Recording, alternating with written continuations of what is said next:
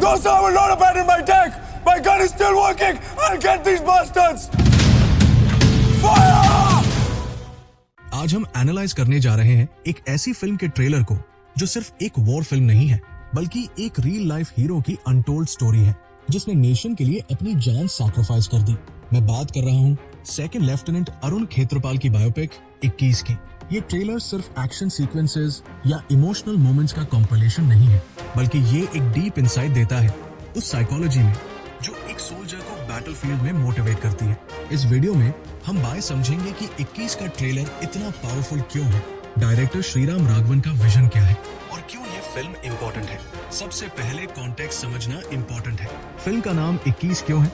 क्योंकि अरुण खेतारपाल सिर्फ 21 साल के थे जब उन्होंने 1971 के इंडो पाक वॉर के दौरान करेज और ब्रेवरी का एक ऐसा एग्जाम्पल सेट किया जिसके लिए उन्हें मरणोपरांत इंडिया के हाईएस्ट मिलिट्री ऑनर परमवीर चक्र से ऑनर किया गया। वो इस अवार्ड के यंगेस्ट रेसिपिएंट हैं। ये कोई फिक्शनल स्टोरी नहीं है, ये एक हिस्टोरिकल फैक्ट है और यही चीज इस फिल्म को एक्स्ट्रा वेट देती है। 21 को डायरेक्ट किया है श्रीराम राघवन ने। राघवन को बॉलीवुड में थ्रिलर्स और डार्क ह्यूमर का मास्टर माना जाता है।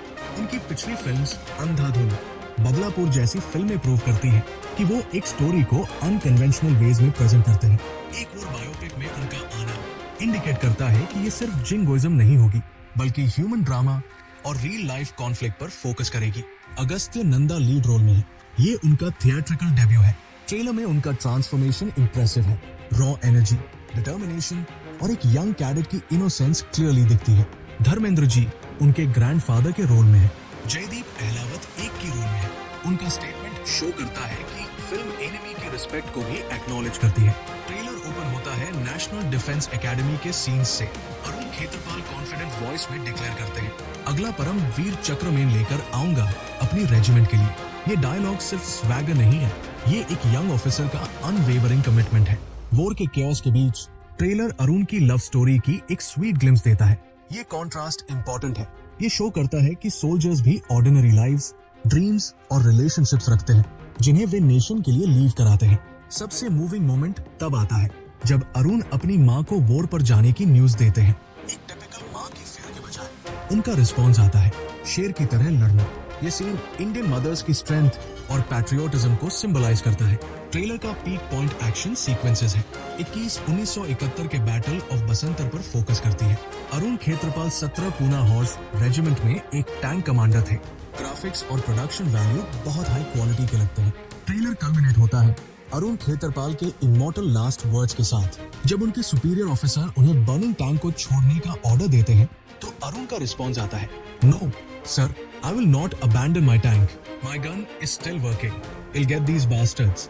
ये डायलॉग गूज बम्स देने वाला है।